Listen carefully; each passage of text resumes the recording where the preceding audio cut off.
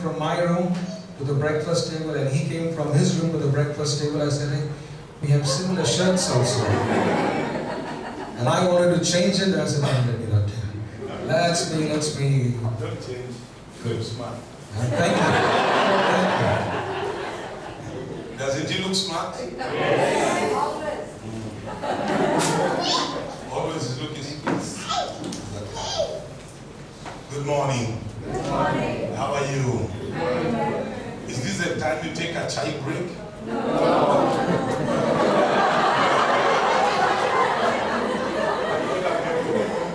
I thought we go for tea and then we come back. You don't want tea now? John, what do we do? We'll go for tea later. So what time do you go for chai break? 12 o'clock? Okay, tea at 12 o'clock. Then we continue. Okay. Sawa. Mambo sawa sawa. Mambo sawa sawa. Mambo sawa sawa. Yes, we Mambo sawa sawa. Mambo sawa sawa. Mambo sawa sawa. Mambo sawa. Mambo sawa sawa. Mambo sawa sawa. Mambo sawa sawa.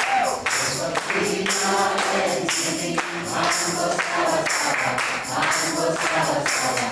Mambo sawa sawa. Things are getting better. Things are getting better. Things are getting better. The Lord is on the throne. Things are getting better. Things are getting better. Things are getting better. It's already better. Things already better. Things already better. When the Lord is on his throne, The Lord is on the throne. Things already better. Things already better. Things already better.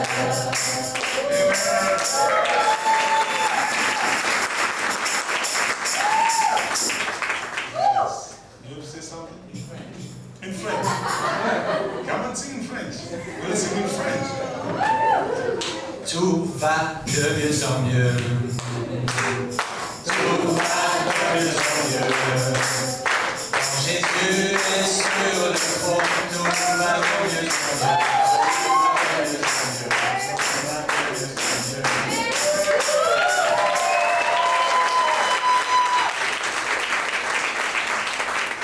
We are going to get the words in French, put them there so we can sing in French. Okay? That was good. Thank you, man. God bless you. Can you pray for us before we preach? Thank you. Pray in French. Yes, in French. Seigneur, nous voulons te dire merci pour cette occasion d'être ensemble dans ta présence, Seigneur. Et je prie, Seigneur, pour Jimmy. Je prie que tu nous diriges ce matin, que tu le bénisses. Bénisse ce temps avec toi. Au nom de Jésus. Amen. You learn some French? Anybody from Pondicherry? Nobody from Pondicherry? Nairobi? Anybody from Tane?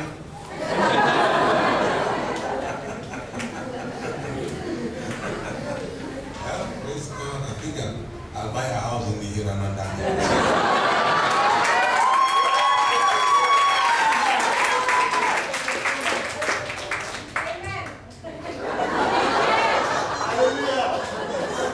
Those must be Hirananda. So very soon I may be your neighbor. I like living in a penthouse. Nairobi, I live in a penthouse. Me and my wife bought a penthouse. We live in a penthouse.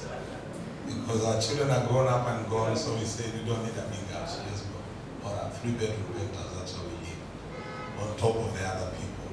It's called somebody call it the upper room. Well. Let's see how far we can go this morning with what the Lord has put on my heart. Praise God. I say praise God. Praise God.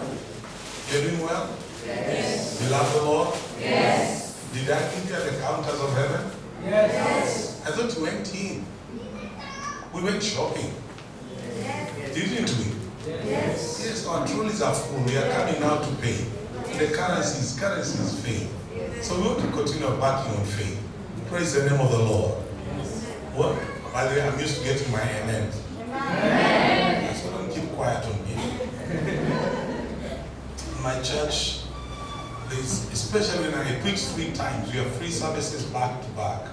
So when I've done the first service, second service, third service, I'm tired, but I still have to preach. There's always a guy who says, amen.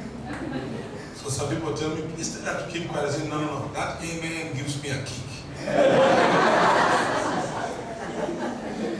Next, we want to continue preaching again and again. I'm in the book of Mark chapter 9.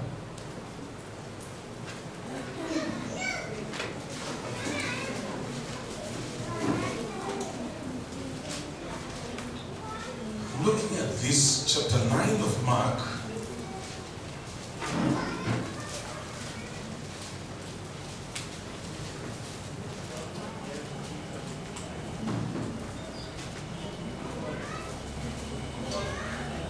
I'm picking it from verse 17. I want us to look at several stories in the Bible, in the ministry of Jesus Christ this morning. And the reason I want us to look at these stories is because I want us to discuss this morning levels of faith. Levels of faith. You see, we are in this building, we are on the first floor, am I correct? Then there's the second floor. Am I correct? Yes. Then if you're like John, you're living on the 10th floor. If you're like Gavin, you're living on the 20th floor. Help me here. Yes. Don't look at me like you don't understand what I'm talking about. And there are some of you living higher than 20th floor here. Not yet.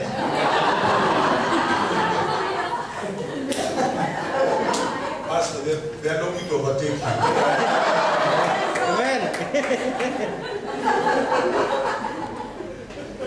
But when you get into that lift, what are you looking for? Levels. Level 1, level 2, level 3. Am I correct? Yes. Even faith has got levels. And you can be level 1 or level 2 or level 3, level 4, level 5. And today I want us to look at the 5 levels of faith. Because at all these levels, you'll find them in the ministry of Jesus. And my desire is not to condemn you, is not to put you down. That's not my voice. My aim is not to condemn you. My aim is to lift your faith level higher and higher and higher in Jesus' name. Because remember what we said yesterday. I told you yesterday that I am believing God for each one of you. That even as we looked at Hebrews chapter 11 verse 6, now my son is gone. Hebrews 11 verse 6, I told you that my desire is that each one of you shall be rewarded by God. Because Hebrews chapter 11 verse 6 says, and without faith, it is impossible to please him. For he that comes to God must believe that he is, and that he is a rewarder of those that diligently seek him. So my desire is that each one of you, by the end of today, when me and Pastor Mark are done, God will have rewarded you. If not here in this house, you live here with your faith level so high, you tell the devil you are a liar. I may not have seen it now physically, but I have a vision of it that I will capture it. Amen. Can somebody say amen? Amen. Yesterday when I was closing my teaching on vision, remember? Yes. Do you remember? Yes. And I told you one of the visionaries was a man called Abraham. Yes. When you leave this place, you may not have received it, but you will have done what? Seen it. And you believe that God is faithful, he will still do it. Amen. Can somebody say amen? Amen? Are you understanding what I'm trying to say now? Abraham saw it. When he died, he had not yet received it. He told Isaac to see it, and Isaac saw it, but still Isaac died without receiving it. Isaac told Jacob, and Jacob saw it, but Jacob also died without receiving it. Of his 12 sons, Jacob showed to Joseph. Joseph also died without receiving it. That's the life of people of faith. But Joseph made this comment when he was dying. He told the children of Israel in Egypt, he says, our God shall visit you and shall take you out of this place. Please, when he does, don't leave my bones behind. Take my bones with you. That did not happen until 400 years later. So and you read your Bible, when they were leaving Egypt, they looked for the bones of Joseph, and they carried the bones of Joseph. Now, this is where the story becomes interesting. After 40 years, those who left Egypt walking died in the wilderness. They never made it. Yet the bones of a dead man who had a vision.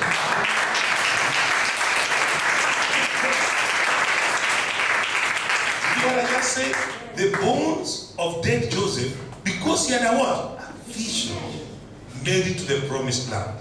And people who are alive could not make it. It is my prayer, what you see, you shall receive. Because as we raise your level of faith today, I believe you'll rise up to a place whereby you'll tell the devil, you are a liar. I may not have got it now, but I believe it is coming. Why? I have a vision of it, and I'm waiting for it to manifest. It may come this year, or next year, or the year after, but it shall still come. This church shall not remain this small. Believe you me. You are already full in this building. If you get 10 more people, where will you put them? You're breaking it. I don't see that wall now.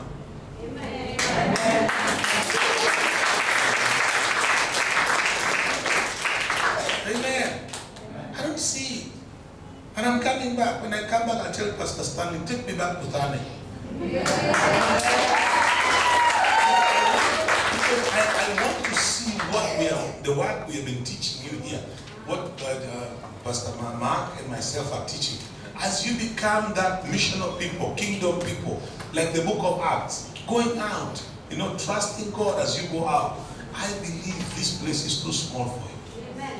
Amen. Amen. So let's raise our levels of faith. Shall we do that? Yes. The first level is in that book of Mark chapter 9. Then one in the crowd, verse 17, answered and said to Jesus, Teacher, I brought you my son, who has a mute spirit. And whenever it seizes him, it throws him down. He foams at the mouth, gnashes his teeth, and becomes rigid. So I spoke to your disciples, and they should cast it out. But they could not. Verse 19, and he answered him and said, O faithless generation, how long shall I be with you? How long shall I bear with you? Bring him to me. Then he asked him a question. They brought him to him, and when he saw him, verse 20, immediately the spirit convulsed him. He fell on the ground, wallowed foaming at the mouth. So he asked his father, this is Jesus, verse 21, how long has this been happening to him? And he said, from childhood. And often he has thrown him both into the fire and the water in order to destroy him. Listen to those words. In order to destroy him. But if you can do anything, have compassion on us and help us. Many of us sometimes feel like the father of this young man when it comes to our personal needs. And we feel like crying to Jesus, Lord, have compassion on us. Help us. And Jesus asked him, do you believe? That's the following verse after that one. If us can believe, all things are possible to him that believe. He answers back in verse 24 and he cries out. Straight away the father of the child cried out, when he said it here, Lord, I believe, but please help my unbelief. I'm struggling to believe, but Father, help my unbelief. But look at that level of faith. That's the first level I want to talk about. It's a faithless level. That's what Jesus calls it in verse 19. He says, oh faithless generation. This generation was a generation that was faithless. They did not have faith in God. I've been a pastor for 40 years. Hear me. I'm saying this as gently as I can. Many of us operate at this level.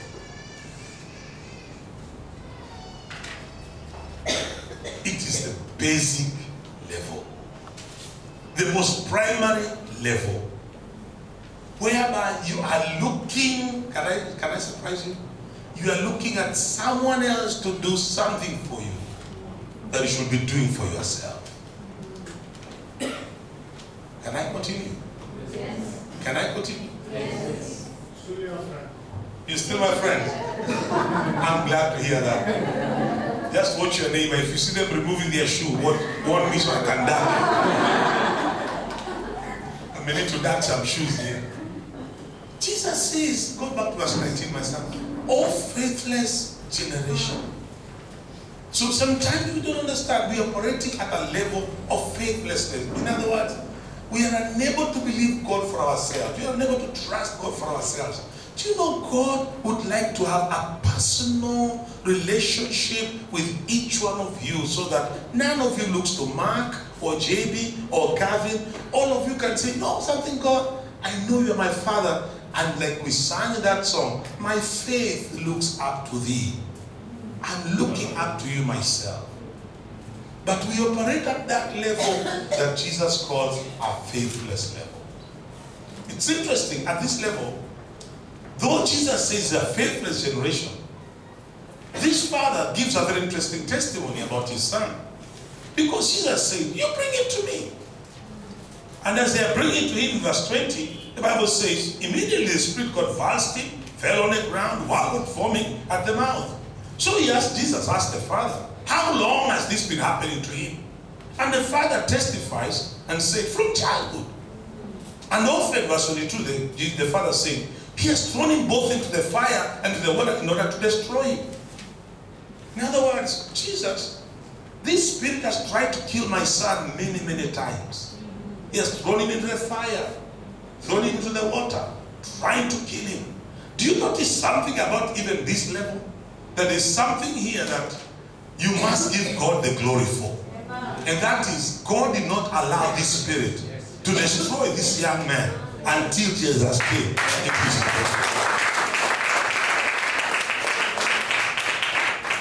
It is God's preserving grace.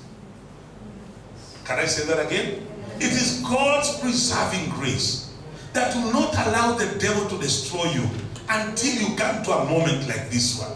And I want to tell everybody listening to me in this house, whether you understand, I pray you understand me, but whether you believe it or not, please believe me, I beg you. The reason you are still alive, it's because God has preserved you. Whatever level of faith you have, you are here because God has preserved you. Can we say amen? Amen? Why has God preserved you? Why has he bothered to preserve you? Because in the book of 2 Timothy chapter 2 and verse 13, there's this very interesting statement. 2 Timothy chapter 2 verse 13. You get it very quick. You have worked extra fast today, Joshua. I have a lot of material to work through. Chapter 2 verse 13. 2 Timothy chapter 2 verse 13. Thank you.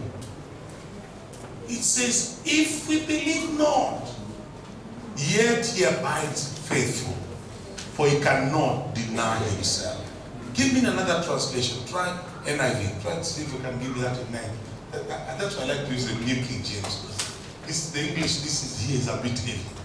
Give me NIV, let's see what it says. Here, look at what it says. It says, even when we are what? Faithless. He will not, he remains what? Faithful. For he cannot disown himself. Isn't that good?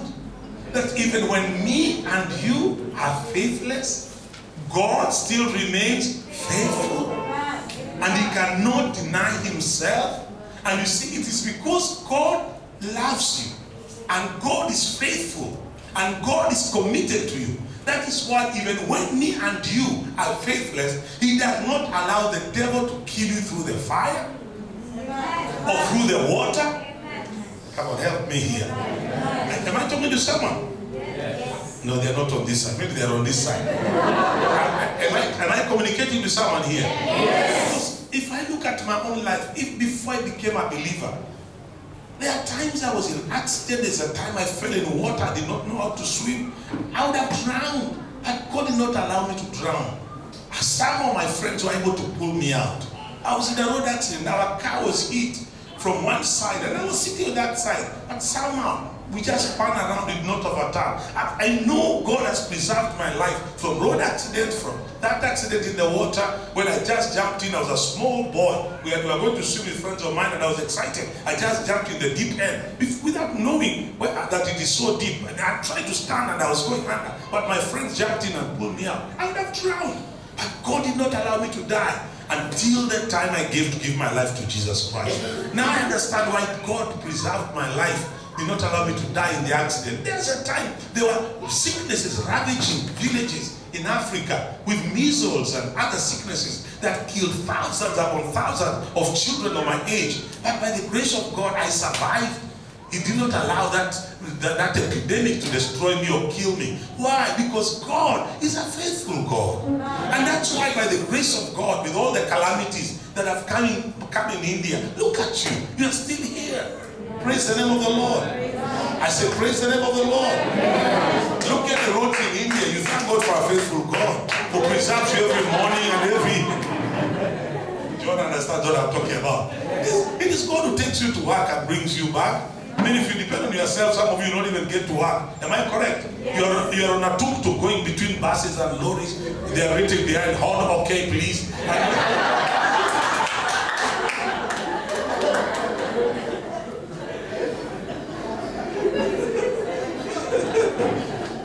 But when even when you blow the horn, they are still coming your way.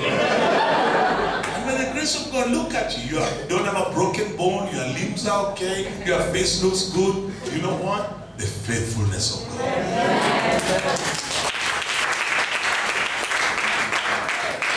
Even when, and that's why I like this verse, Paul says, even when we are faithless, God is still faithful. Because He cannot deny Himself. And me, I'll always be grateful for the faithfulness of God. When I see you here, I know it's the faithfulness of God. And I serve notice to the devil. And I tell the devil, now, because you have not been able to kill her, up to now, you will not be able to kill her. I told you, I don't preach to people on this side. Can I preach in this area here?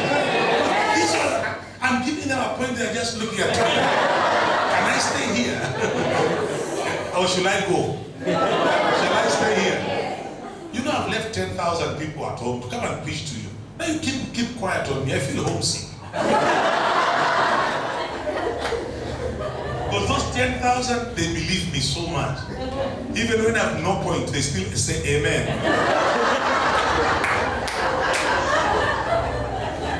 Some of the amen. Some of it they say by faith. They say, he has no point, but let's give him an amen. We believe a point will come. And because they say amen, I have to look for a point. So don't keep quiet on me. Don't make me feel homesick right now. I'll go on the internet and start watching our service from home because they are streaming it live right now. But let me just assure you, the reason we are here this morning, it is because of we serve a faithful God who cannot deny Himself, who's always faithful to us. Can you imagine God is committed to you, to protect you, to preserve you from sickness, from disease, from accidents? And the devil should have killed you yesterday. But because he could not kill you yesterday, I can assure he shall not kill you now. Because from now I am trying to revive this side. Amen. Because from today, the Bible says, you shall know the truth, and the truth shall set you free. When you know the truth shall do what? Set you free. Now I know why I'm still alive. It's not because I eat a balanced diet. because I take the right injection at the right time. No, the reason I'm still alive is because our God is a faithful God. The reason I'm still alive, when cousins of mine died, friends, my village mates died, it's not because my mother was a better cook. It's because my God is a faithful God. Hallelujah. This is, to me this is very sobering. That even when we are faithless, God remains faithful. That's why the father of this child could say, you know what? This spirit has thrown my son in the fire, in the water, trying to destroy him, but he has not been able until Jesus came. And I can assure you, once Jesus comes in your life,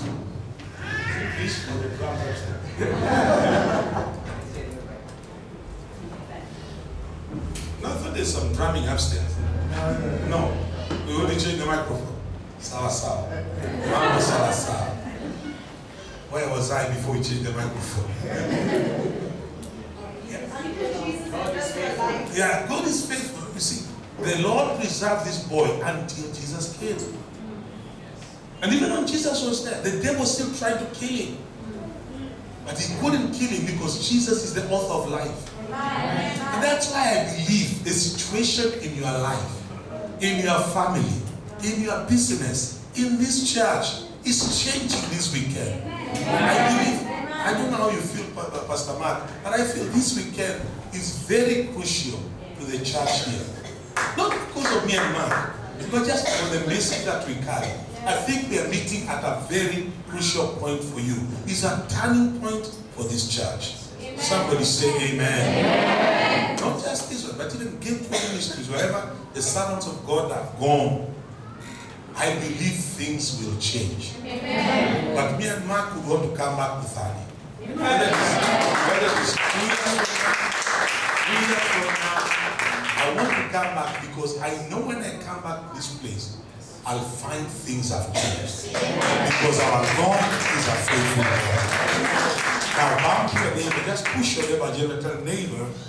Look, I said, look for a neighbor that you like. Have you found a neighbor that you like? Now talk to them. Tell the neighbor, if the devil has not been able to kill you up to now, he will not kill you from now on. He has no chance from now on. Why? Jesus has come.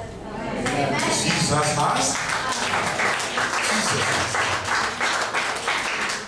has come. When Jesus comes, the devil has no fighting chance. His chance is over. Somebody say amen. But we're not going to remain there. Let our faith grow. And in the book of Matthew chapter 14, we find another level of faith that Jesus is talking about.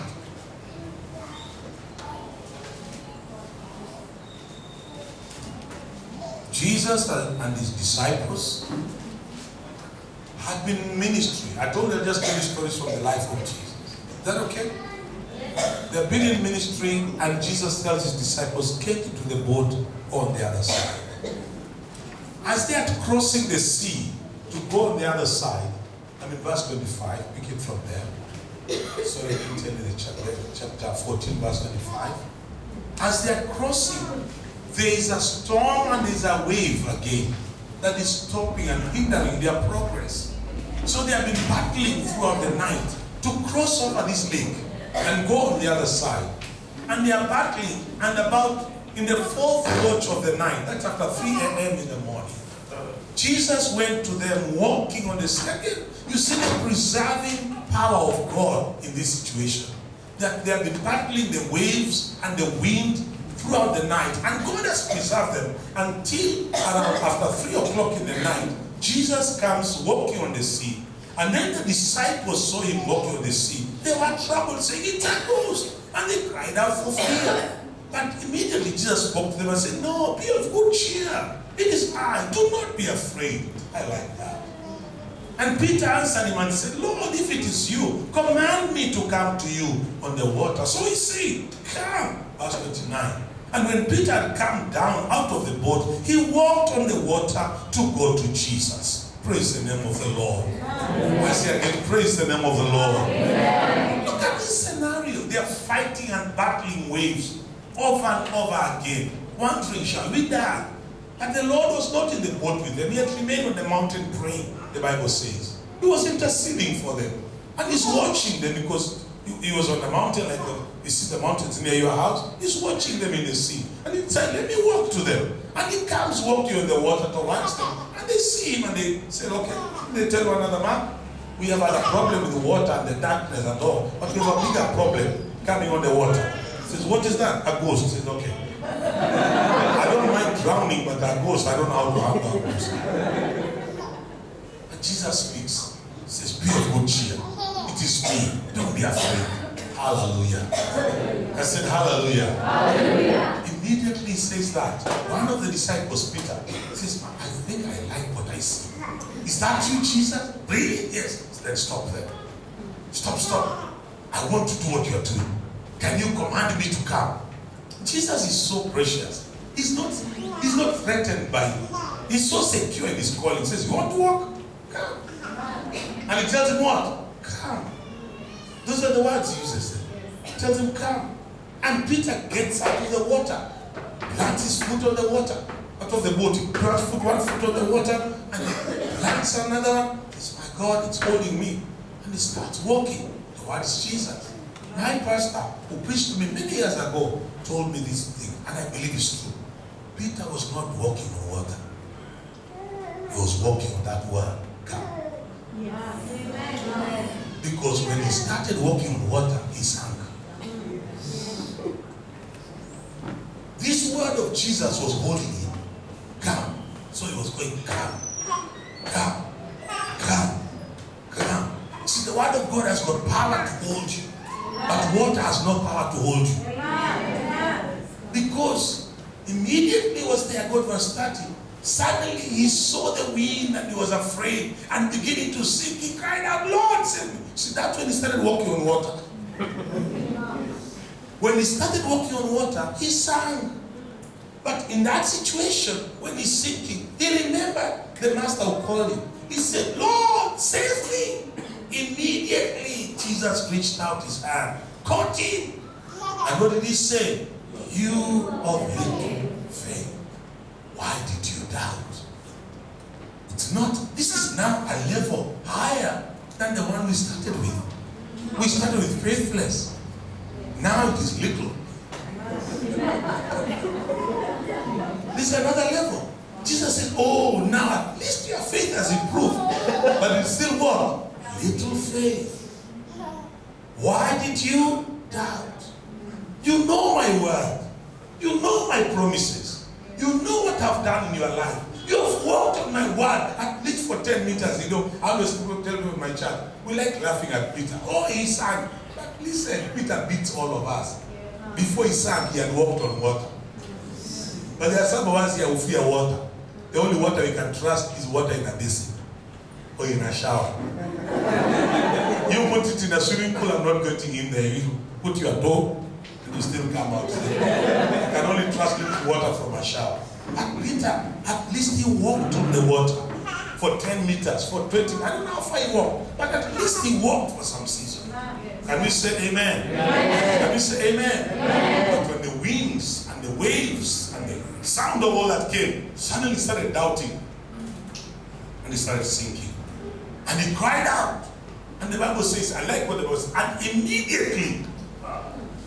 You see, some of you must understand, your deliverance shall come immediately when you call on the name of the Lord. Can somebody say amen? My friend in America says, immediately. Then try it proud with me. And I like that. You see, it's so powerful that your pastor can you try again and say, my healing shall come, my deliverance shall come, my promotion shall come. Ooh, I like that. Many times when you call on the Lord, He comes. When people are still wondering whether you are sinking or not, the Lord comes. I'm trying to see how many of you are alive. This side is more alive, and now they are sleeping. Because I praised them a little, they now they went to sleep. And I believe, Pastor Gavin, some of the things you are praying for, the Lord shall answer. Have you read your Bibles? The book of Acts, chapter 2, when they were together in the upper room and they were praying, the Bible says, and suddenly. And what? Our God is gracious. He comes suddenly. Immediately. Jesus answered. Then he says, oh, you of little faith. Now look at me. I want to teach you something. Can I teach something from this point? Can I? Can I teach something from this point? We may laugh at Peter, but from today, don't you ever laugh at him. Yes, Peter is used as an example of little faith. Little faith. But try and think and imagine. Little faith, Pastor Gavin was able to walk on water. Imagine if your faith grew beyond little, what you will do. If little faith, a person of little faith was able to walk on water. That's how powerful faith is. That a person of little faith, my sister, is a person who was walking on water. Something that many of us have not been able to do. I may have not there in God, but they necessarily walk. I mean, whenever I read this story, and I'm talking about levels of faith, I'm always blessed by God. That faith is such a powerful force.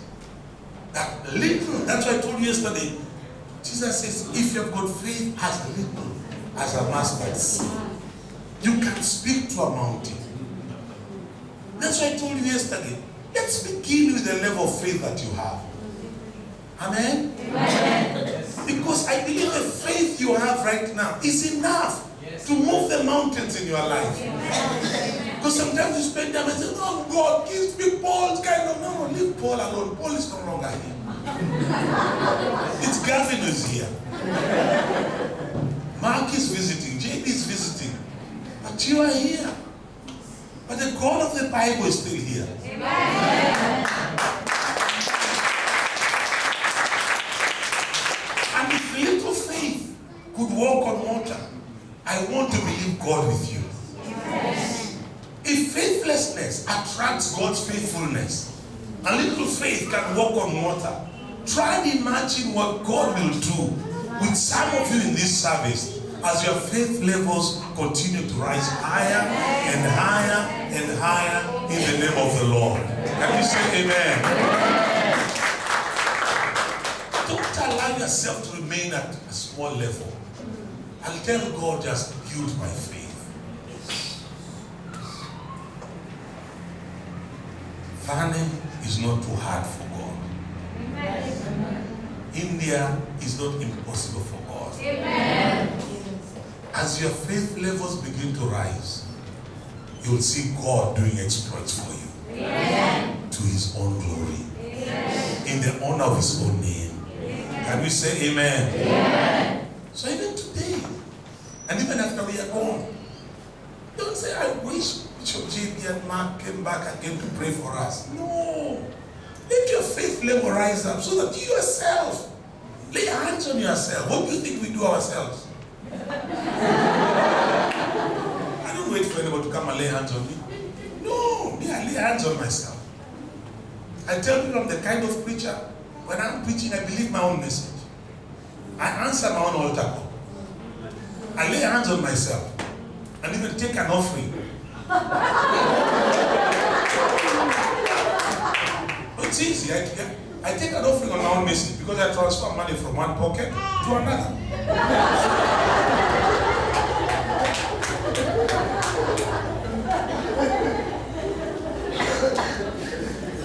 Praise the name of the Lord. I take an offering on my own message. We lay hands. And by the way, you may be laughing, but that's what I do. I lay hands on myself. I pray for myself. I trust God. Sometimes I'm alone. My friend is not there. My God is not there. And I need a healing. I need a touch from God. What do? I do what the scripture says. lay hands on myself. And the faithful God comes through for me. Can somebody say amen? Look at your neighbor one more time. Are you afraid of your neighbor? Tell them I'm not afraid of you. Tell them I love you. And I'll be preaching to you. Tell them, neighbor, don't remain faithless or of little faith. Allow your faith to grow.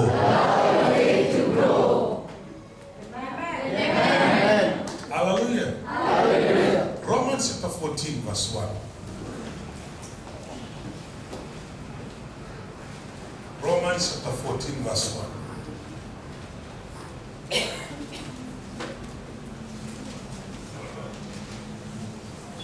What does it say? Read it with a loud voice. What does it say? In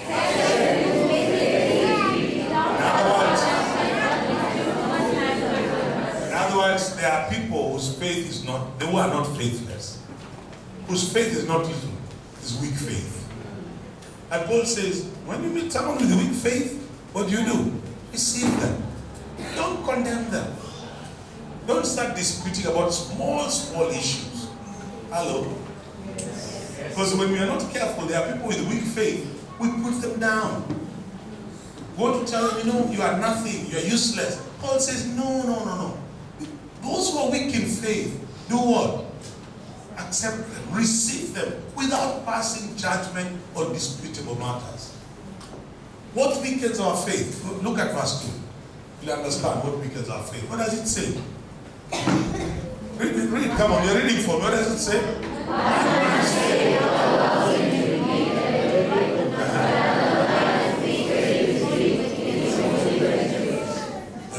Does that sound Indian? I'll just ask you a question. Okay? There's plenty of that in India.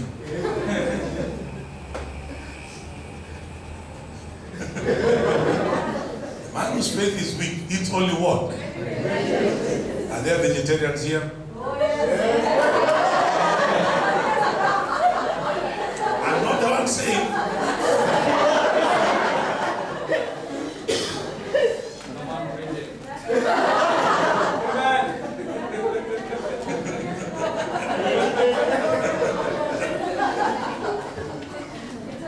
Praise the name of the Lord. It's the Bible that says a person whose faith is weak eats only what? So vegetarians are people of weak faith.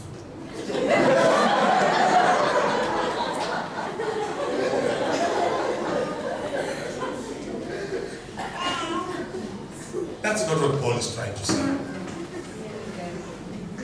Amen. Though if you're not a good Bible teacher, that's how we conclude. What Paul is saying is this. In fact, let me just give you a quick example from the teachings of Jesus. In one of his encounters with the Pharisees, Jesus told them, you have made the word of God of no effect because of the traditions of men. See, faith comes by and hearing the word of God. And that word is supposed to be effective in your life. Amen.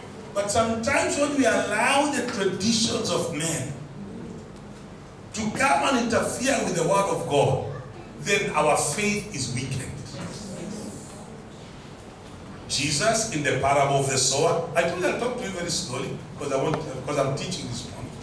He says, a sower went out to sow seed, and he threw some seed that fell on what? On a path. You remember? Yes. And the birds came and took them away. Others fell on a rock. Come on, help me here. Yes. Then he says there are some seeds that fell on fertile soil, but it was full of thorns and thistles.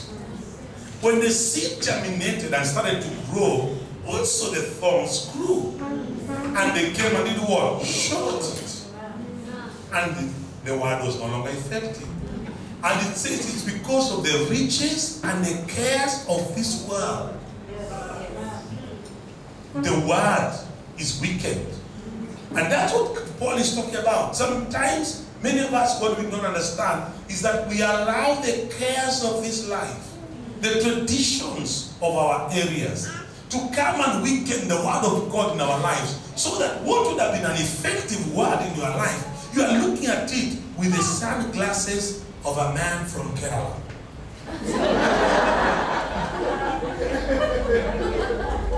Can I continue? You put in European glasses or African glasses. So it's not just Indian, even Africans. There are some things that are African. If I put them in the word of God, it is wicked. It is diluted. There are some European traditions. Once you mix with this word, the word is wicked. Am I correct, Mark? Just that there are Indian traditions from Orissa, from Uttar Pradesh, from wherever you come from. Once you mix them with the scriptures, suddenly your faith is weakened. Indians, like Africans, we are very superstitious people. And I know many of us would be in church. Gavin is your pastor, but you still read your stars. I'm Scorpio, I'm Taurus, I'm Sagittarius. Come on, don't look at me like that. I think I don't know what I'm talking about. So every time you buy the Times of India, before you read even the sports page, you go to your stars. Do you know what your stars do? They weaken your faith. Yes. Because no human being can foretell your future. Amen. Amen. Amen. That's why Mark Bantain, when he was asked by an astrologer in Calcutta once upon a time, can I read your hand? Let me tell your future. You know the way they will do it. Which hand? Yeah, let me tell your future. This is your lifeline, this is your health line, this is your prosperity line. Oh, there are two rivers meeting here. He told him, no, you are too late. What do you mean I'm too late? He says, my future has already been foretold. What do you mean? Surely goodness and mercy, hello, shall follow me all the days of my life, and I shall dwell in the house of my God forever. So someone is telling you, let me read your stars. What stars are you reading for me now? What future are you trying to tell me now? My future is already in the word of God. Every day I wake up in the morning, I should read that scripture that says, for this is the day that the Lord has made, and I will and be glad. But your stars are telling you, be careful of people with blue shirts. And you find it's me and Gavin. And Edmund, we have blue shirts. So what do you do with us today? Am I making sense? Do you know what that does? It weakens your faith. I don't know about here. There are some Africans, if they come out of their house in the morning and the first person they meet is a woman, they say, it's going to be a bad journey. I'm going back. Is it in India here? Oh, that is not in India. That's an African one. Huh? There's some parts. So, and I know people who are in church, they are born again, they love the Lord, but you're trying to go on a trip with them, you meet a woman, they say, oh no, Pastor, let us stop and pray. Please shut up. The Bible says the steps of a righteous man are ordered of the Lord. My journey is not going to be affected by a sister or a woman that I've met. No, I'm going on because my steps are ordered of the Lord. What Paul is trying to say now? We allow some traditions, we allow some superstitions. So you are trying to drive under squirrel crosses in front of you. Because that's another African one. You are driving under squirrel crosses. You know a squirrel? Crosses the road in front of you. Don't have to step over a squirrel. I tell you, drive on, squirrel, no squirrel, let's go where we are going. It's bad luck for a squirrel to cross in front of you. I don't know whether this is universal. Cat. Oh, yeah, it is a cat. I knew I'll catch you somewhere.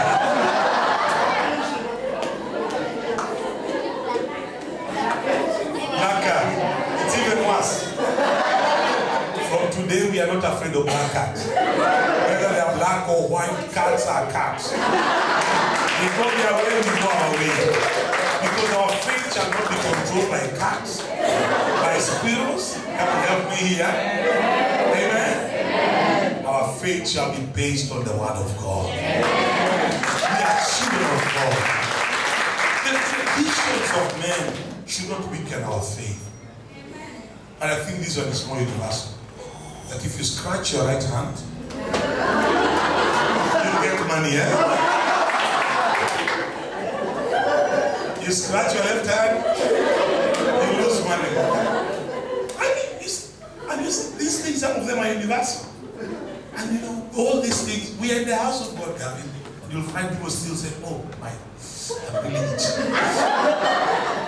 No, it's my God who shall supply all your needs according to his riches in Christ Jesus. It has got nothing to do with an itch in your hand. Somebody say amen. Am I teaching you something here?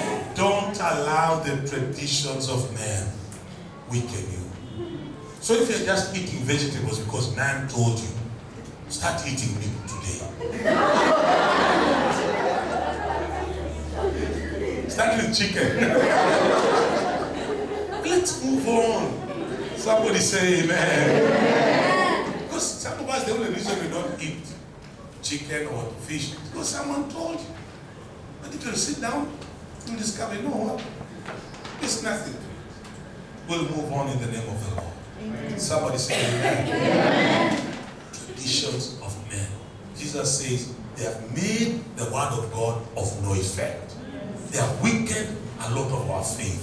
Some of us should have been strong in faith. We are not strong as we should be because we have allowed some traditions, Indian, European, African, to come in and weaken our faith. And especially the Europeans. There's a lot of those things that are being passed by European Parliament, that are really weakening the church. Am I correct? And some of the things that the Europeans do, you find they weaken their faith. So it's not just an Indian, it's not only, I don't want to leave here and say, oh, Bishop was talking about Indians only, even Africa. If you come to the church in Kenya right now, the greatest weakness, just give me a bottle of water, is preachers selling water. No, sorry, just close it, thank you. It's preachers who are selling water. And they are selling water to Christians. And they are telling you, oh, this is miracle water, this is miracle oil, this is miracle soap, this is miracle broom, this is miracle carpet. Yeah. So you find Christians, when they come to church, they are going home with water. It's made by distillery. But Gavin has put his photograph there.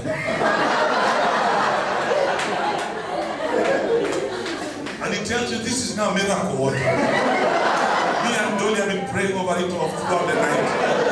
If you feel pain, just take a sip.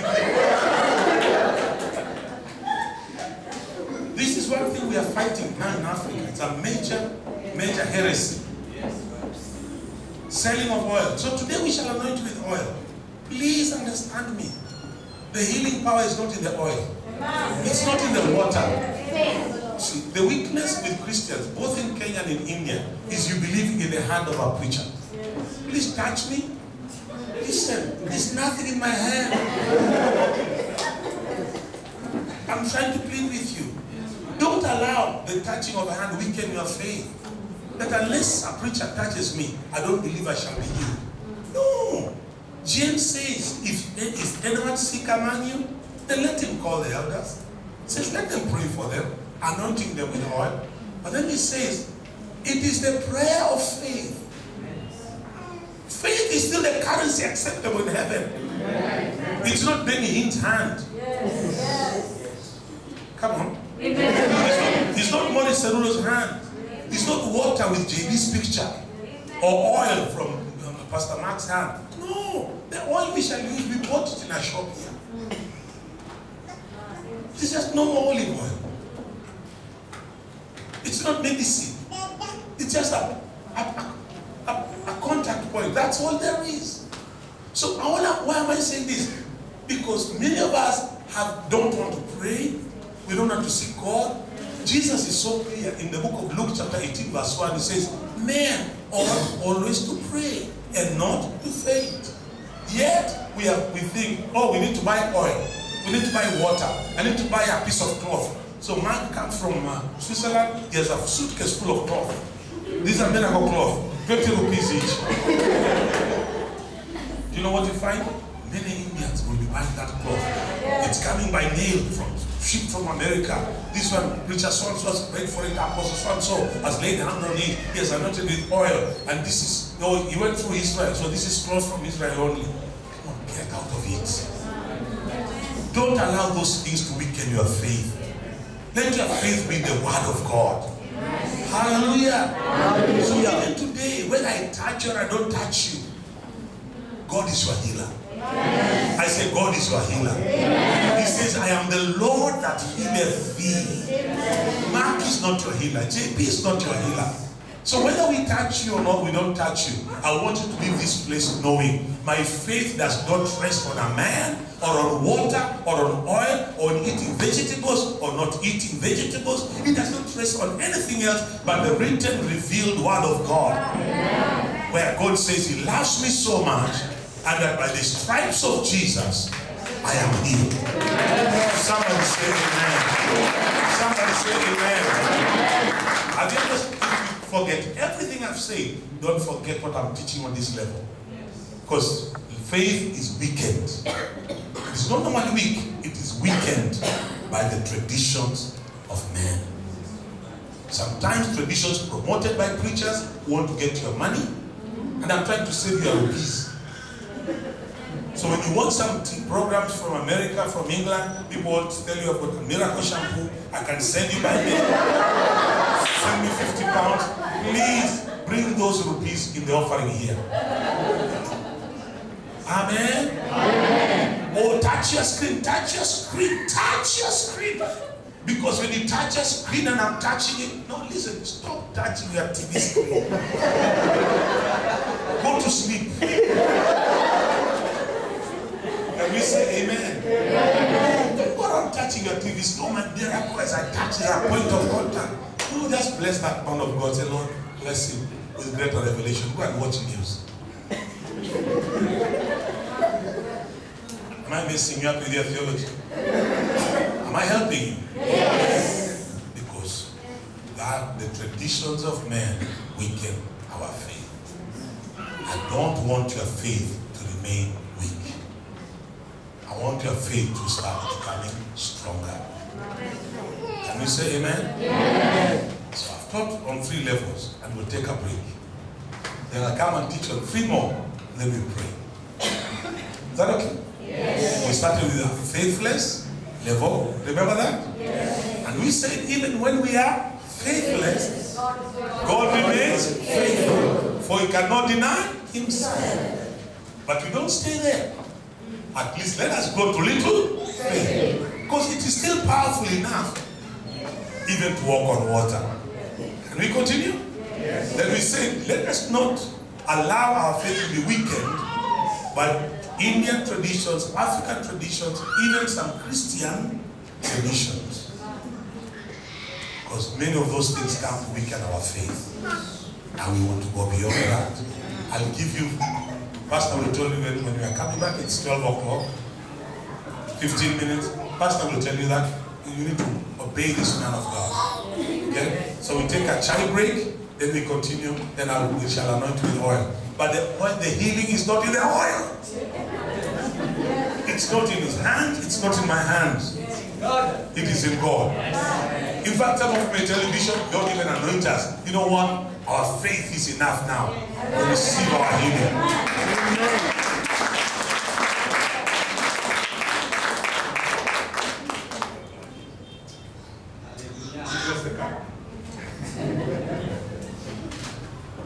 I want them to hear your voice. Lord, we want to thank you for your word.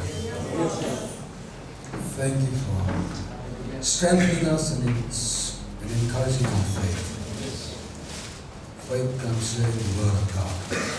And we bless you, Lord Jesus. Lord, as we take a break, we pray you be with our conversation and all that which is said and done. Be all the praise and glory. In Jesus' name.